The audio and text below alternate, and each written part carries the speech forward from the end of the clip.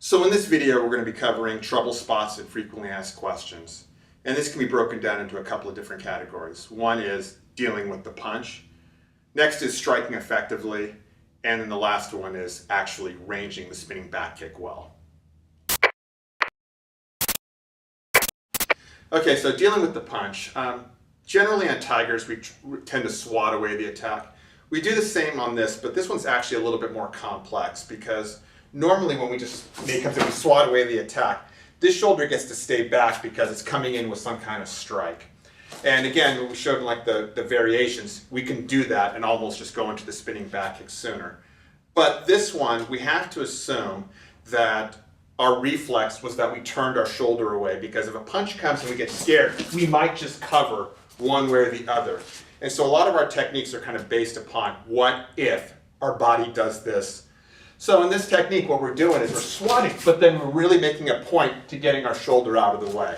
Even if we don't swat, we're still turning that shoulder out of the way and getting it to the outside of their shoulder so that we're keeping ourselves safe. See, what gets people in trouble is the half move. So if Nate punches in slow, where I kind of sort of halfway do it, that's where I get clipped. You have to commit to one move or the other. So I'm not going to block on this one, but what I am going to do is I'm going to commit to the shoulder turn. So he comes in, I really whip my shoulder around. Now, when I whip the shoulder around, I'm going to dip this arm. That's going to allow me to rake over the shoulder. So he comes around, one, and that allows me to come over the shoulder and strike. The initial block is just a kind of a security move, so that way, in case I don't turn my shoulder all the way enough, me moving his hand a little bit this way allows to kind of give me that little margin for error. With regards to striking effectively, one of the key things is just to have the exact target in your mind. A lot of times where students have problems is they're throwing the strikes, but they're not, okay, I'm going exactly for the throat, I'm going exactly for the jaw. And if your mind is just really loose like that, if Nate comes in and you're just kind of throwing, it's going to look like that because the targets are not really well defined in your head. I'm actually saying, okay, I'm coming around the jaw. I'm striking to the face and groin. I'm coming around to the jaw to turn the head to stretch the neck out, so for this palm, I'm able to move them away. You want to practice slowly and be very precise in terms of technique and in terms of accuracy, because every one of these strikes has two purposes. One is to hurt the person, but then the other reason is to set them up. So I want to make sure that I strike, which sets him up, strike, which sets him up.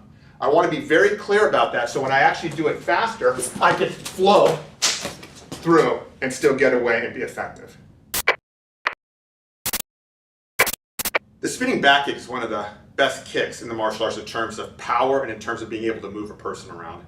If you can do a good spinning back kick, it doesn't matter who the person is you're going against. If you land a good spinning back kick and you could do them well, generally that person should be out of the fight because of just the sheer power that you could generate with the torque and with activating your glute into the back kick.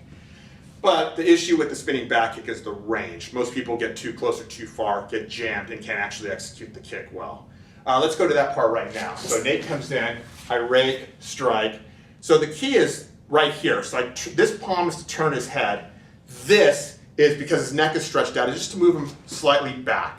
I combine that with this step back, that should give me the range. Now, to get a good spinning back, what you do is you kind of torque. You one spin and you throw your kick. But while you're first getting this, don't worry about that right now. Just step, turn, look over your shoulder, and then fire the back kick. So that way you can work on taking that spin aspect out of it, and it still has a lot of power anyway. So if he comes in, I strike, hit, and then give yourself that room, look over your shoulder, throw the back kick, and then recover.